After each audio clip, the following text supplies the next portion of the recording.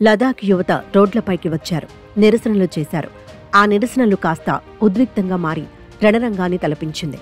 లదాఖ్కు పూర్తి రాష్ట్ర హోదా కావాలని అడుగుతూ చేసిన ఆ నిరసనల్లో 4 ప్రాణాలు కూడా కోల్పారు.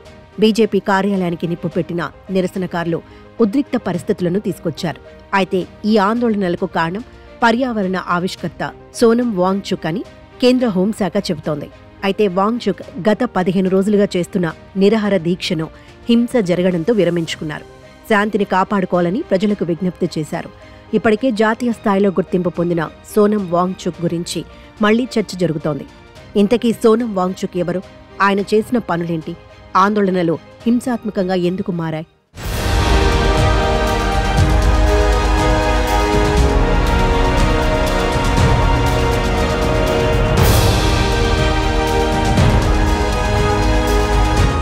లేహ్లో హింసలో పాల్గొన్న వారందరిపై చర్యలు తీసుకోవాలని లెఫ్టినెంట్ గవర్నర్ కవిందర్ గుప్తా ఆదేశించారు. దాంతో పోలీసులు రంగంలోకి దిగి సోదాలు చేశారు. అల్లర్లలో పాల్గొన్న 50 మందిని అరెస్ట్ చేశారు. మరోవైపు లేహ్ నగరంలో అధికారులు కర్ఫ్యూ విధించారు. సిఆర్పీఎఫ్, స్థానిక పోలీసులతో పాటు శాంతి భద్రతలను కాపాడేందుకు ఇండో టిబెటన్ బోర్డర్ పోలీసులను మోహరించారు. కాగా వాంగ్చుక్ రెచ్చగొట్టడం వల్లే హింస జరిగిందని కేంద్రం అంటోంది. లడాక్ యువతను ఉద్దేశపూర్వకంగానే తప్పుదోవ పట్టించారని, సంకుచిత రాజకీయాలకు, వ్యక్తిగత లబ్ధికి వాళ్లు బలయ్యారని, కేంద్రం మాత్రం అక్కడి యువత సంక్షేమానికి కట్టుబడి ఉందని పేర్కొంది. ఈ ఘటనలపై ఇప్పటికే కొన్ని కీలక సమాచారం సేకరించినట్లు చెబుతున్న కేంద్ర హోంశాఖ వర్గాలు అత్యున్నత దర్యాప్తు కొనసాగుతోందని స్పష్టం చేశాయి.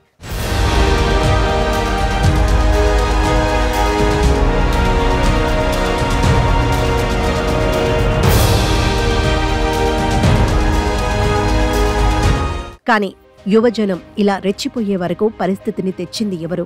అత్యంత శాంతియుతంగా వందలాది మందితో వాంగ్చుక్ -10 డిగ్రీల చలిలో పలుమార్లు నిరసన దీక్షలు చేశారు.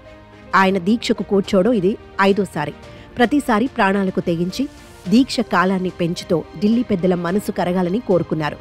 5 ఏళ్లుగా శాంతియుతంగానే లద్దాఖ్కు పూర్తి రాష్ట్ర హోదా కోసం అన్ని ప్రయత్నాలు చేస్తున్న తరుణంలో ఆందోళనలు జరగడం, అవి హింసాత్మకంగా మారడంతో దీక్షను విరమించారు వాంగ్చుక్.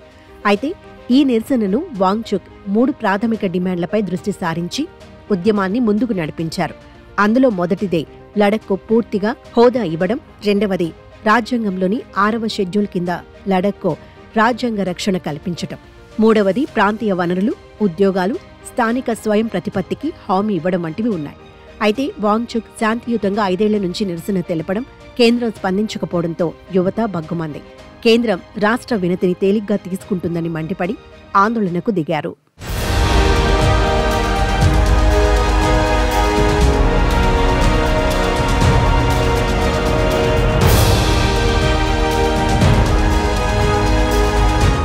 హిందీలో 3 ఇడియట్స్ సినిమాలో అమీర్ ఖాన్ నటించిన పున్సుక్ వాంగ్డు పాత్ర అందరికీ గుర్తుండే ఉంటుంది. అది కేవలం సినిమాలో కల్పితంగా తీసిందే కాదు. లడికి ఇంజనీర్, ఆవిష్కర్త, మాతృభూమి కోసం పాడుతున్న వాంగ్చుక్ ప్రేరణ పొందింది.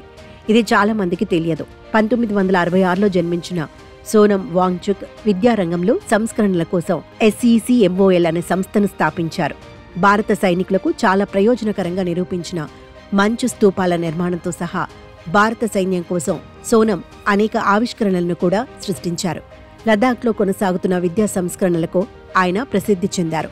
స్థానిక అవసరాలు, పర్యావరణ అనుకూల పద్ధతులకు అనుగుణంగా లద్దాఖ్లోని విద్యార్థులకు విద్యా శిక్షణను అందించే హిమాలయన్ ఇన్స్టిట్యూట్ ఆఫ్ ఆల్టర్నేటివ్స్ లడఖ్తో కూడా ఆయనకు సంబంధం ఉంది.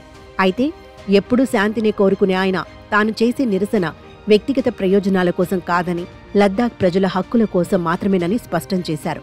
హింస వల్ల మా లక్ష్యం దూరమవుతుంది. యువత కూడా కవ్వింపు చర్యలను మానుకోవాలని అన్నారు. కేంద్రంలోని బీజేపీ యూటర్న్, నిరుద్యోగ సమస్య ఈ పరిస్థితికి కారణమని విమర్శించారు. ప్రభుత్వం ఇకనైనా తమ శాంతి సందేశాన్ని వినాలంటూ సోనం వాంగ్చుక్ విజ్ఞప్తి చేశారు.